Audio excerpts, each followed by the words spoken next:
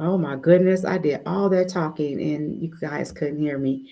I am so sorry. Hello and welcome to Let's Keep It Real social media talk show. I am Chantell and I am your host for today. Pastor Chris Robinson is going to be joining us. But before we move forward, let me quickly read again my disclaimer.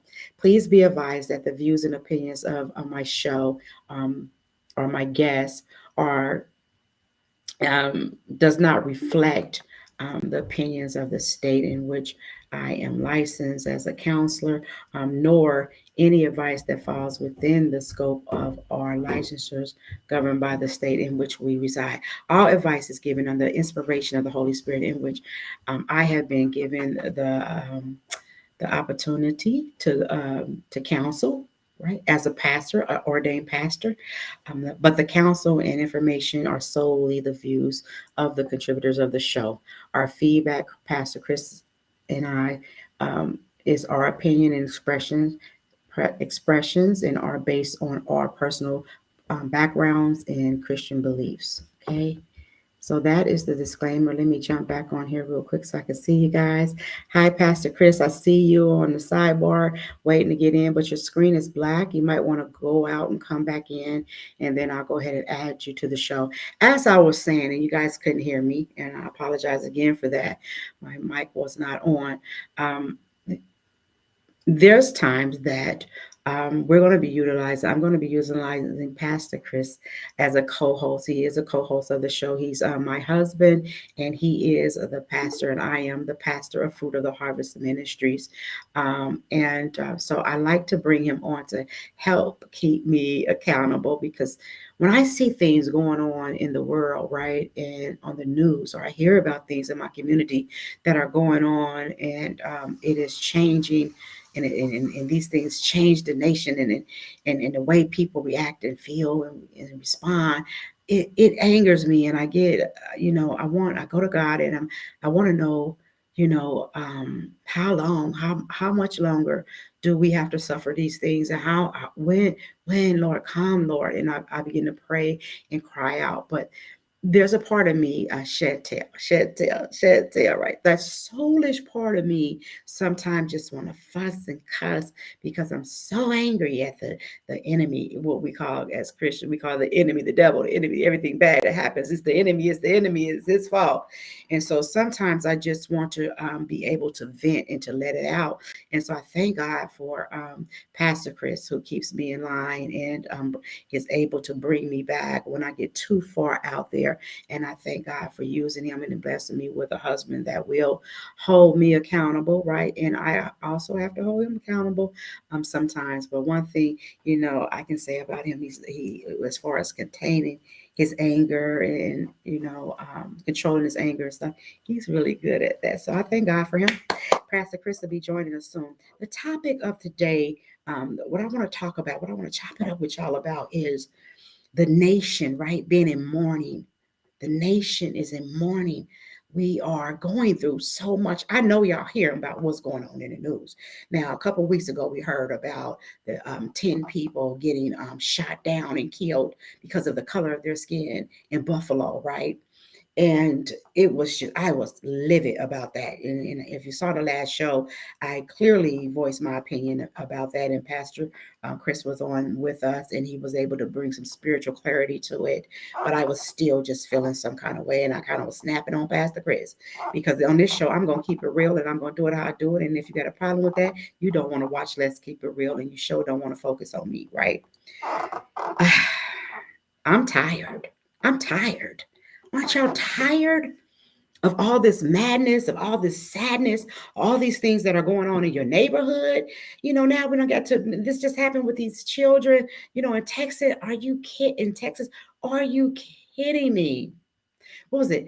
19 children and 2 adults, 21 people lost their lives because something happened at home that they couldn't get together, right? He could fuss. I heard it was he went on this tangent and started killing people. Shot his grandmother in his face, honey. Shot his grandmother in the face. and then went on this tangent, and posted on social media. I'm going to shoot my grandmother. Then he turns around and posts, I shot my grandmother. And then after he posts that, I'm going to shoot an elementary school. So he jumps in his truck and he drives recklessly through the community, crashes this pickup truck, whatever, SCI, crashes it into some ditch right by the school. Get out with this, I guess it was AK-47, assault rifle. Get out, start shooting in the air. Neighbors are just afraid, afraid, scared to death because they hear gunshots. They see him walking towards the school, shooting this automatic weapon and this assault weapon, and he makes it to the school. He makes it, and I heard the security officer saw, right, that he had entered the school, saw that he was shooting or had a weapon, turned around and left. Get out of the way, right? Well, I mean, what could he do at that point? But I'm just so disappointed in what's going on. One of the children who a parent, father who wanted to know because he lost his daughter. These are fourth graders. 2 days short from school ending for the summer. They were given rewards for doing well throughout the school year, right? A Latino community in Texas, right? Doing well, learning. They're probably happy to have, they had so many accomplishments that they were celebrating on this day. And this man, this devil comes in and go from classroom to classroom shooting these children. At first it was said that the parents needed to provide DNA in order to match the children, because and the people automatically thought across the nation, oh my God, picture that. What did he do? Shoot these babies in the face, 10-year-olds in the face? Are they unrecognizable? What happened? Were they asking for DNA? Well, later come to find out, it was just better for them to do it that way because of the crime scene. And they didn't want to have them to come into the school and identify their children, because of the crimes. It was more because of the crime scene, more than, that they were disfigured to the point where you couldn't recognize them. And then I'm sure there was some other reasons why, they didn't want them in there, or just thought it would be better to do it that way. Soon as the news, it hits the news, right? All of a sudden, across the nation, everybody is in an uproar about these assault weapons. Do we need it? Why do we need these assault weapons? Why do we need these kind? Do you know the bullets that these weapons carry? Can you imagine a small child? Come on. The nation is mourning. The nation is mourning because this stuff is ridiculous. Listen, I can imagine every household, right, across the nation is going through something. If you're not going through something in your household, honey, please inbox me and tell me how you're doing it, right? Because, there's so much tension across the nation. We just got over some stuff. We got over COVID. You know how many lives, I'm sorry, I hit the table. You know how many lives were lost? Millions because of COVID. You know what happened before COVID? Some of you guys I'm not going to even remember. I'm going to give it a minute to see if somebody pop up. I don't even know if anybody's watching, because this should show me that nobody's watching. I'll shut this down and a whole bunch of people's been watching. But if you're watching, and if you can put in what was the big thing that happened across the nations where we lost a bunch of people across the nation, a lot of family members. I'll wait.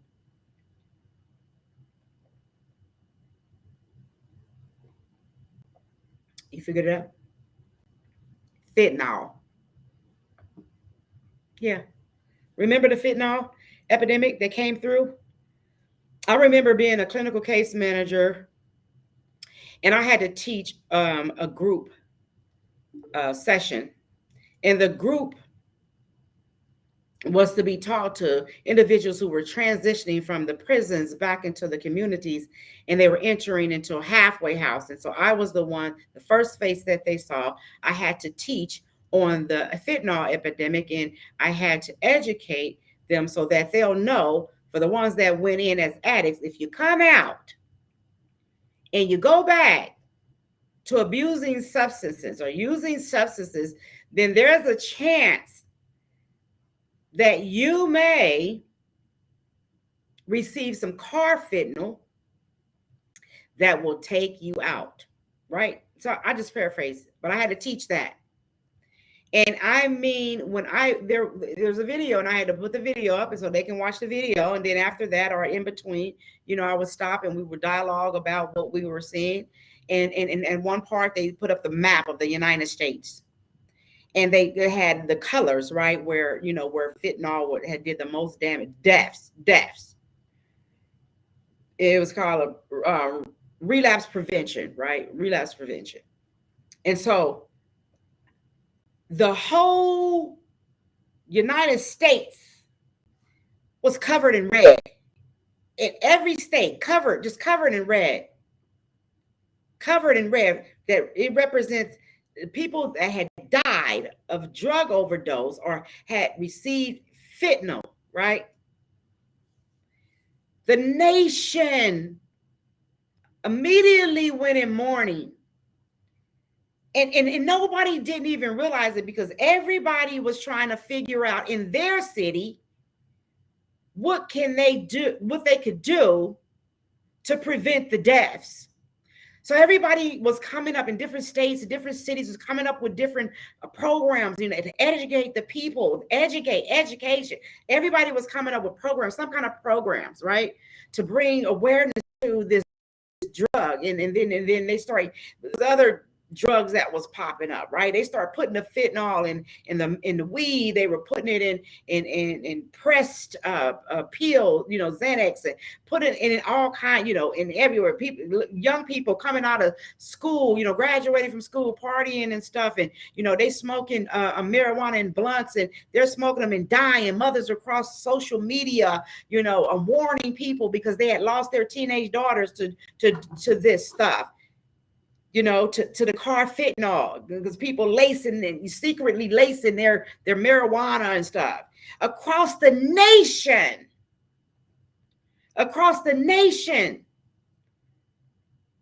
People were crying because they were losing their mothers, their fathers, their brothers, uncles, aunties, grandmothers, grandfathers dying across the nation. I had the numbers, honey. So I know what I'm talking about. We lost so many tears, so many broken hearts, so many families ruined, so many families in depression. Mental health was on an all-time high. Suddenly, people didn't know what to do anymore. Mothers and fathers had to finally let go, of the children that they had been enabling and didn't even know. They had to finally give up and say they did the best that they could. They had to say,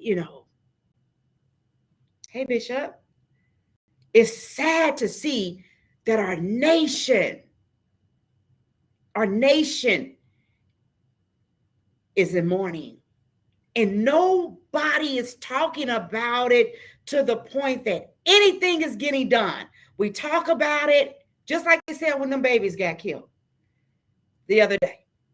The families, we talk about it and we say what we're going to do, and then nothing is done. And so it's a cycle of just nothing being done.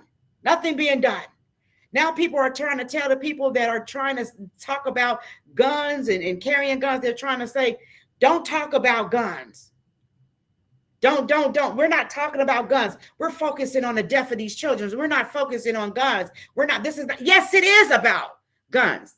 Yes, it is about allowing an 18-year-old who has to be a whole hot mess at home, and somebody notices it, Yes, it is about him, that one, being able to go to a gun store and purchase an assault weapon and all the bullets.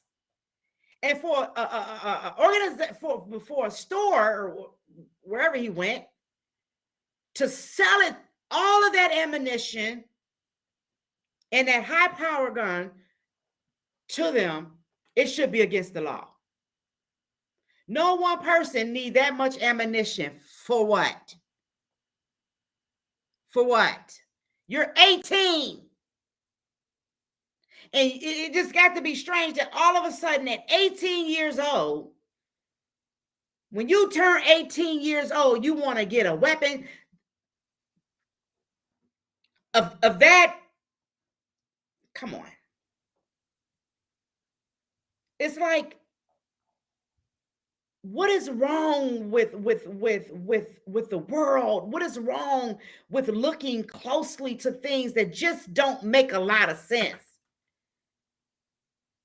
You shouldn't be allowed to even go get a gun at 18. You don't even know nothing about life at 18. You still got some living to do. So why would the state condone an 18-year-old? Why? Why not 30, 25, 40? When you're buying that much ammunition, and I think he brought two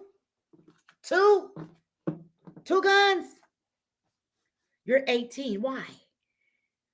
Especially when you know there's been a history of school shootings, mass killings.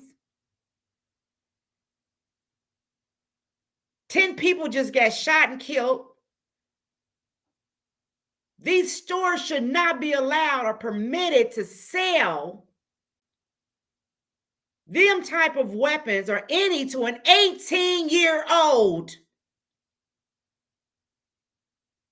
I don't know about y'all, but I have some that's far beyond 18 that still need to learn some stuff about being responsible when it comes to handguns or assault rifles. Oh my God, they call them choppers in the hood. And when they talk about choppers, it's not just they won't get the chopper. When they say get the chopper, they mean get the chopper. The intention in the hood, in the Black community, is to use the chopper. They're not just going to get it for a trophy.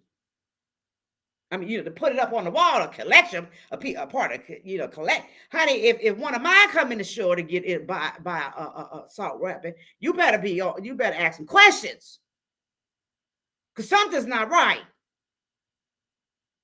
For an 18-year-old child to walk, 18, he is still a teenager. Still a child. You're a teenager. 18, 19. You're still a teenager. So why would the states allow to come into a store and buy an assault weapon without doing a background check and include how's things going at the house?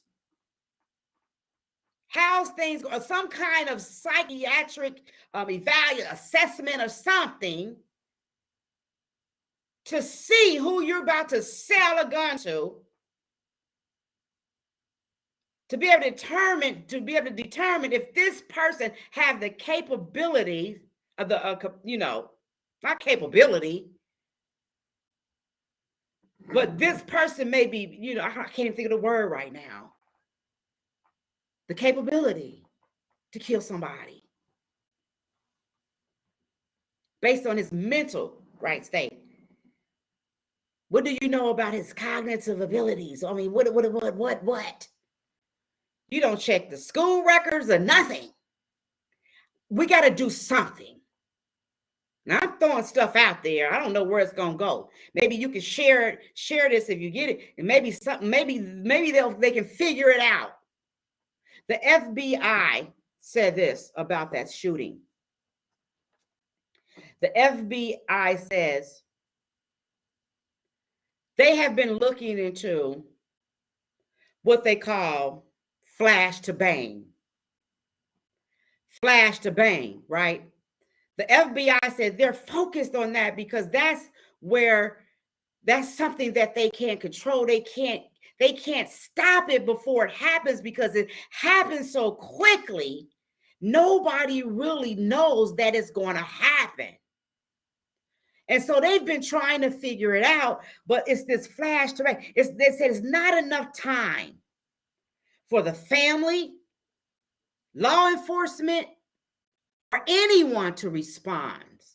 That's what they have determined in trying to figure out how can they get control or stop or prevent these type of mass killings from happening. They call it flash to bang. Flash to bang, right? That's how I look at it. Flash is a thought, bang. These people getting killed. They said they can't. And when I was hearing it, I said, you know what can happen? Listen, I'm going to take you to your house. If you know that so-and-so is spending a whole bunch of time in that bedroom and you can't get them out of there, or they're so disrespectful, you have nothing to do with them, and they're just displaying darkness because of their behavior and their response, and they're disrespectful, it's time for you to put your bifocals on. I'm just keeping it real. And start taking the hinges off the doors off the hinges of the rooms. It's time for you to start pulling open drawers, lifting up mattresses and searching closets and everywhere else. It's time for parents to take responsibility inside the house. This grandmother got into it with that young man about it started from who was going to pay a cell phone bill. I don't know what transpired after that. I don't know why it went to that level, but it started as a domestic violence situation that spilled out. I heard that the child was bullied when he was a little kid. And it could be that he went to that school because that was the school where he went. I don't know. And so he going to kill all the little kids. And he know what it felt like to be a little kid. Threatened. Nobody got him help. If it got to that point where he decided to go back into his past, bring that thought to the forefront and finally get revenge, how come somebody in the house did not detect that was something wrong? Did grandma know something was wrong? But as grandmas do, we try to cover up so that we can protect them. Or we try to talk to wisdom that we have in hopes that they'll do good. Or do they do good for a while and then all of a sudden, they flip zone? And the flash to bang happens. We have to start when they're young. And we have to set some standards with children when they're young. And you have to teach them to love. And you have to let them know it's okay to cry. And you have to let them know that you're going to protect them and you're going to defend them when someone threatens them or hurt them, so that they don't have to wait until they grow up to take revenge because no one took care of it for them when they were younger, or they just felt like whatever they did was not enough. You have to follow up and make sure that your child, whether it be a small child or teenage child, is getting what they need so that they can be mentally stable. And if they're not, then you need to go In Ohio, they call it pink slipping.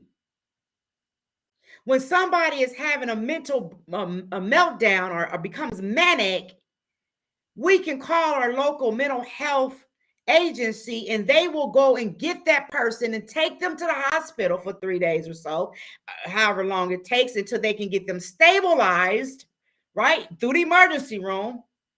And then once they feel like they're no threat to society, they release them back to whomever, right?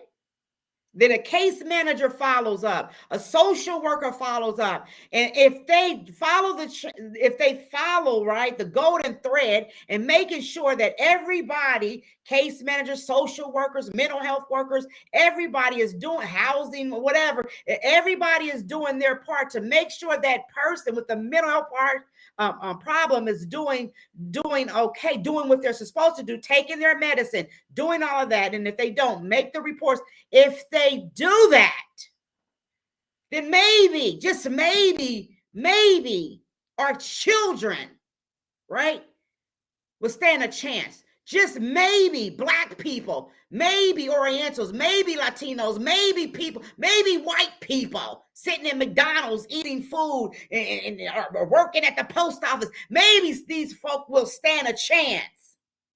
But if we stand in our homes and we do nothing about it, we'll just allow these things to go on and think that we can put a Band-Aid on it by saying, I send my love and my condolence, or the president, I'm sorry, I send my love and enough of that. Nobody wants a hug anymore. People want things done because the nation is in mourning. United States citizens are shooting their own people down in the middle. We're at war right here domestically. We are at war right in our own country. And all we're doing is being there by saying, we're keeping you in prayer. Hugging, putting candles down, setting up memorials everywhere. Coming across the nation, everybody's crying. We're drowning in tears because we're tired, we're hurting. And absolutely nothing is being done. Nothing. And so you got people on the news right now about the children that's saying, it's not the guns. It's not the guns. It's the people. But guess what? If you just had the people and you didn't have the guns, how's the people gonna shoot up anybody? It's both. It's the access that these young people have to getting these type of weapons to kill all these people, to commit mass murders. It is the guns. It is. It's when you allow an 18-year-old, a teenager, to go into a gun store and buy these assault weapons and all the ammunition that they want. A teenager whose mind haven't even matured yet, probably don't even understand responsibility, how to deal with their anger. Do you know the rate of teenagers that commit suicide now because they just sick of life? I wish I would have got them, the statistics. Are you kidding me? We're tired.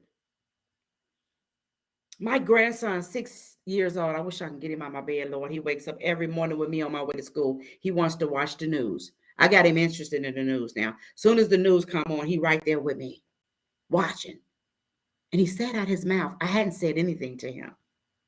He said, I am tired of all of this killing. 6. And all he can see out of the world is killings. He don't even want to go into a school. We homeschool them, and I'm not sending them back because it's just ridiculous. When you never know when somebody's going to come and listen, people are talking about they need to do more protection in the school. They need more. Honey, they said, listen, they got so much money poured into what they call hardening the schools, right? They got so much money into that, honey. They're doing an excellent job at that. They're doing, you talking about the securities and all of that, security officers. They training the kids on, they're doing mock, what they call the shooters. They're doing all of that. They're teaching the kids. But at the end of the day, if somebody comes at the door with an AK-47, I don't care what you got at the front. Your metal detectors are nothing because they're coming in. Because something has, the switch is off, right? It's black, no light.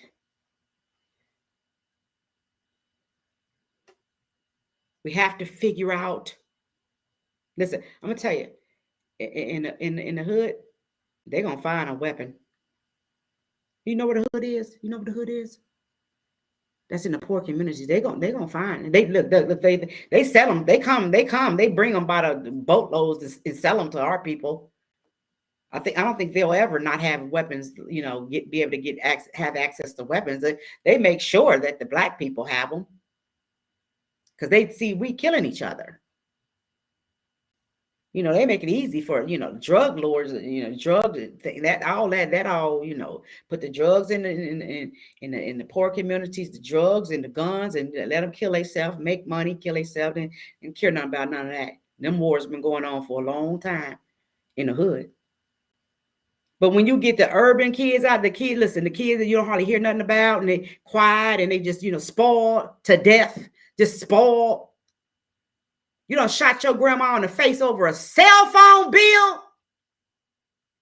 Spoiled brat. Spoiled. And don't care nothing about nobody but yourself. And you've been mad. He was mad all that time. And it finally came to the forefront, and you went on a tangent, had a tantrum, and killed them babies. And in Texas, they will sell them type of gun. A teenager, 18 years old. The last 18 killed the 10 black people. 18. These are teenagers with guns that just harboring hate. It starts at home. It starts in our houses. It starts in our homes. When you see something's wrong with your kid, it's your responsibility to make sure that he or she is not a threat to society, to the point where they have you see and know they have the capability of killing somebody, and you don't do nothing about it. Nothing. You didn't see that your grandson hated you so much that he could shoot you in your face. And I hate that he did that to her. We got to get to the point where we got to start paying attention. We let them be on them games all day, right? I'm keeping it real. This is let's keep it real. And y'all know I have my tangents. Pastor was trying to get in. Something's going on with his phone. He never could get in. So I'm hoping he'll try it again. He's so exhausted, he probably just fell out trying. But I wanted him to bring the word, right? Because this is a biblical based, but I vent all the time, and then so my pastor come and patch everything up. But it starts at home. Pay attention to what's going on in your house. Pay attention to your children instead of allowing them to be on the game, on the internet, on social media. You could go on social media, any form right now, and you're going to find people glorifying and doing this kind of stuff, or interested, or you'll find that they have a lot of views and a lot of likes, and and they're subscribing, to people that's practicing, violence. That gets the views. Or young people want to be somebody. They want the fame, they want the fortune, they want the attention, they want the views, they want the subscriptions, they want the likes. And they'll do anything, they'll sell their souls for it. So if things are not going right at home and they can't get their way, and 99.9% of their time is spent on social media, so they got this mind to be all that they can be. Oh, wow. And they're already suicidal because they're vulnerable during their teenage state. Did you know that? 15, 16, 17, 18, 19, they're vulnerable. Those are the ones that are committing suicide, right? Oh, my God. And you let them go get guns? And you don't follow up and see? You're not kicking bedroom doors in? What's going on? What you looking at? Give me that phone. You're not doing none of that? In your house? I got a 14-year-old right now living in here, my grandson. And if I allow him to stay in that bedroom all day and play that game, that's exactly what he'll do. Dinner time, I have to drag him out of there just with one word, because that's how powerful my words are. Get down here and eat. If you don't tell them to come and eat, sit at the table with the family and eat, they won't. If you don't tell them, or he's good at taking baths and stuff, go take a bath, they won't. You have got to, listen, and they will close their door on you, honey. If you let them. He won't though, because this ain't that. But I notice like his attitude changes. When he spends all the time that he wants, or that I will allow him to in the game, just let him, because he helps out a lot. So I give him a little bit more freedom to do things, because he helps me with his younger brothers that I have custody of. So he helps me a lot with them. So let him do what he do. That's what we do. But then I start noticing he's getting a little snappy. I'm trying to get him to do stuff, and sometimes he kind of like, bite back. So I said, okay, give me that game. Yeah, bring me that game. All that equipment and all that stuff you got, bring it in the room. Bring it in here. And so for a whole week, he won't get his stuff. And you know what happens? I see a change. He goes back to being a little boy. And when I see that, I tell him, thank you. I appreciate you coming back, being back. Then I'll give it again. And when I see him go there again, I'll take it back. What they're seeing, what they're learning on social media, on these games and stuff is changing. It's changing them. And as long as we keep allowing them to spend hours and days because we're so busy, or it works out better that way for you, then you don't know what you're harboring in your house. And you don't know when they're going to come out that room and come out of a bag on you. Okay? This is for real. This is our world in which we live. They come out of a bag on you. And then they may do you and go and do the local whatever. Right? Yeah. It starts at home. We have to find out what's going on in those other rooms in the house. And you have a right. And if people get disorderly and want to act up, that's when you call the popos, the police. The police will come. They will come and help you. And if they're delinquent, tell them to get that delinquent out of here. Because the next time you can come and bring the paddy wagon with you, the board truck. Because nobody is going to threaten me or hurt me or do anything to no one in this house. And that's a whole. I'm just telling you how we do it. I'm not going. I'm not. No.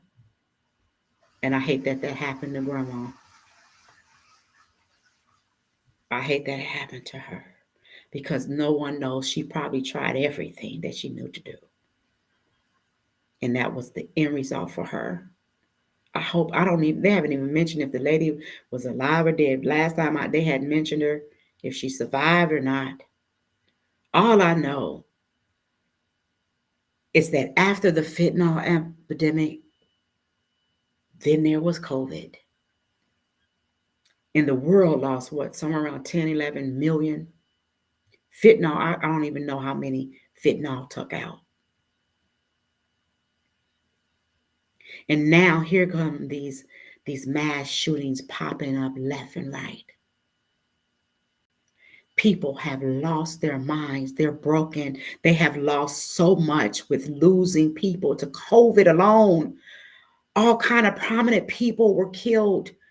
Heads of households, families destroyed, separated, division. Mental health is on an all-time high for real. Add fentanyl days, add the COVID days. Now even more days are being added with these shootings.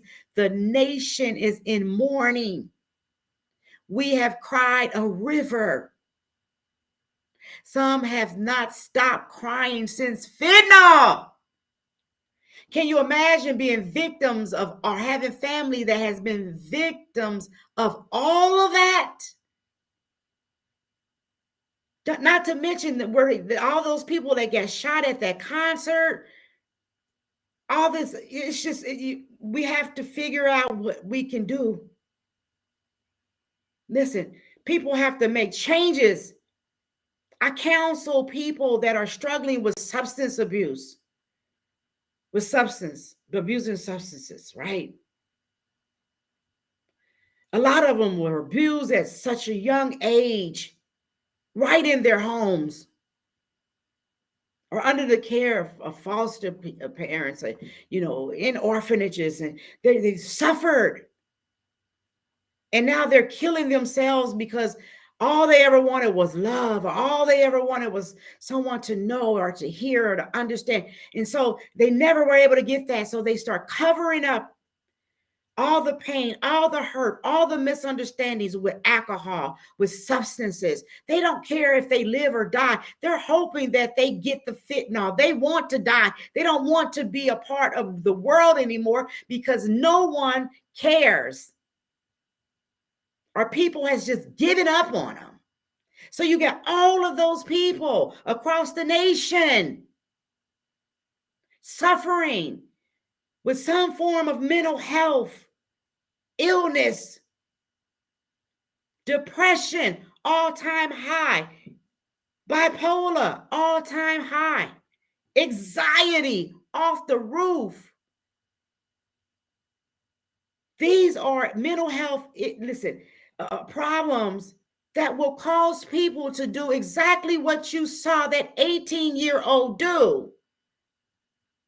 Both 18-year-olds. Something's going on in the homes.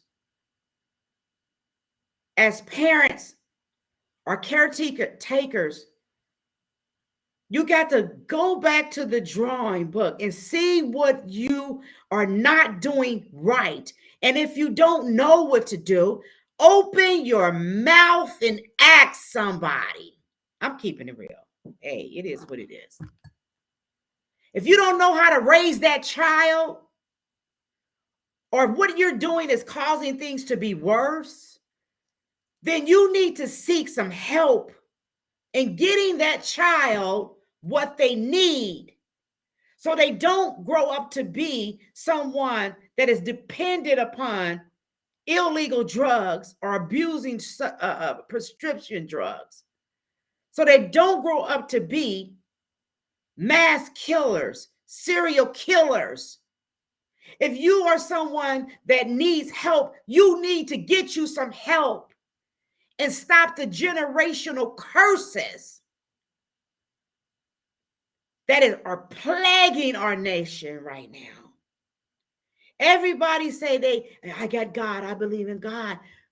If you believe in God, then keep his commandments, keep his ways. If that is your coping skill, your higher power, then follow the directions and the instructions of your higher power in order that your mindset be changed, and stop killing people. Stop beating people. Stop disrespecting people. Sit down and learn something. Focus on being healthy.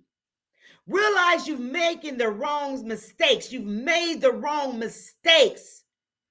And find where you want to be in life and aim for that direction, no matter what it takes. By any means necessary, free your mind. Because at the end of the day, it is your choice. You are responsible for you now. And if you're not responsible, then you need to go and sign yourself up somewhere where you are not a threat to society, because you realize you are damaged and need intensive therapy. If you're deranged out of your mind, everybody want to blame mental health people, deranged people with schizophrenia and all of this for doing a lot. But I'm going to tell you, it's more normal people doing it than it is with those, than the ones with the major disorders.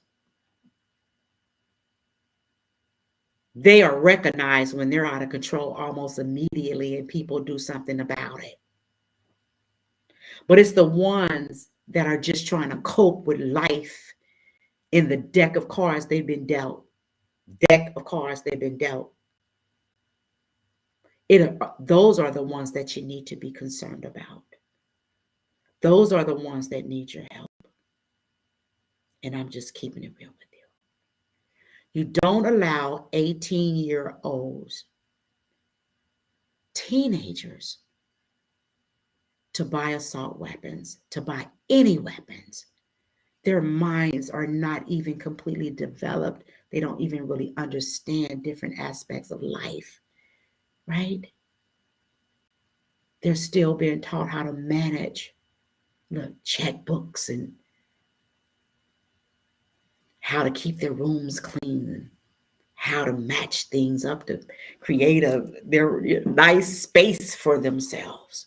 They need their mothers and family that loves them to teach them to become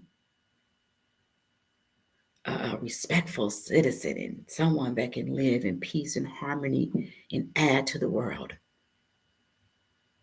You don't go sell them a gun at 18. And you do not ignore when you see that they're struggling within the home, or they're isolating themselves within the home, or they crying out because somebody or something has happened to them. You don't ignore it. You don't ignore it, because you're not doing society any good in doing that. It may work for you for a minute, but you'll pay for it in the end if you don't start paying attention. Somebody is going to pay for it. You have tuned into Let's Keep It Real with your host, Chantell. I am hoping we can figure this out. In the meantime, stand up. And remember, we're doing enough hugging. Now it's time to put pen to the paper. We have a president in office right now that is willing to work with the communities, the states, and the governors to figure out what we can do, right? They're willing. He's willing. He's willing. Come up with a plan. Talk about gun reforms. Absolutely. Absolutely. Because if the guns were not available, we wouldn't have experienced these mass shootings, Because if you look at the people that are buying them and doing the mass shootings, they went and got the weapons the legal way. So cut them off right there. Cut them off right there. And I guarantee you they're not going to come to the hood to get those weapons, especially if they've never been there before. They're too scared. They'll figure out a different way. But it won't be because you have put assault weapons in the hands of someone that was struggling and you didn't know it. Because they were 18 and didn't know what to do. God bless you all. See you next Friday on Let's Keep It Real.